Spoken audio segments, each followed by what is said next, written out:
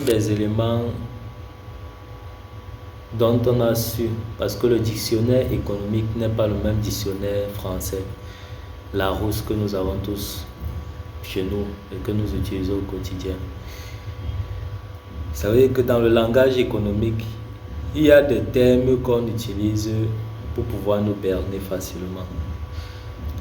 Et c'est entré dans notre logique. Ça veut dire, l'une des facettes qu'on a su nous montrer, c'est que nos dépenses sont normales en fait. On doit dépenser, c'est normal de dépenser. Moi-même, je suis conscient, je l'accepte que on nous a eu, que c'est normal dans ce sens.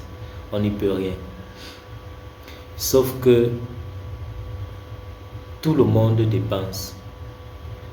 Parce que dans le langage économique, on parle d'investissement, mais c'est aussi une dépense au fait.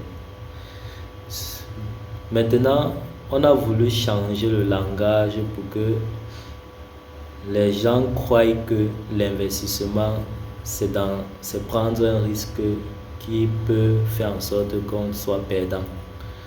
Pourtant, c'est dans les dépenses dont on nous a habitués que nous sommes le plus perdants. Je ne sais pas si vous comprenez.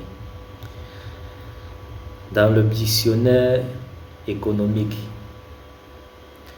les dépenses sont universelles.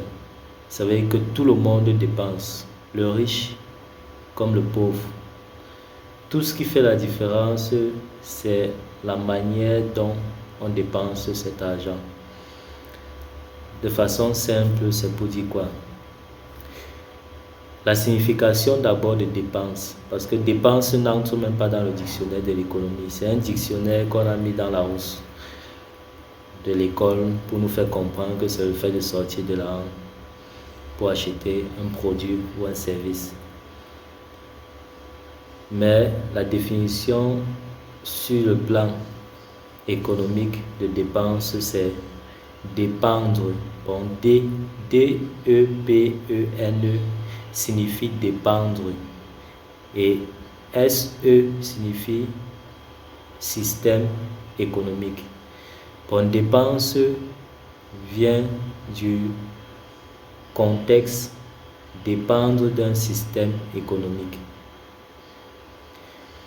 Maintenant, la question que vous devriez vous poser, que nous devrions nous poser, c'est dans quel système économique nous sommes. Ça veut dire dans quelle orientation sont nos dépenses. Le riche dépense comme le pauvre dépense aussi. Sauf que la dépense du riche est différente de la dépense du pauvre.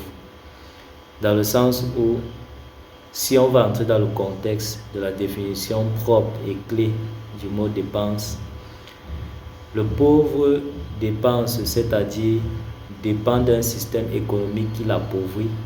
Par contre, le riche dépense, qui signifie dépend d'un système économique qui l'enrichit. Donc la question que tu devrais te poser, c'est de savoir dans quel système économique tu te trouves.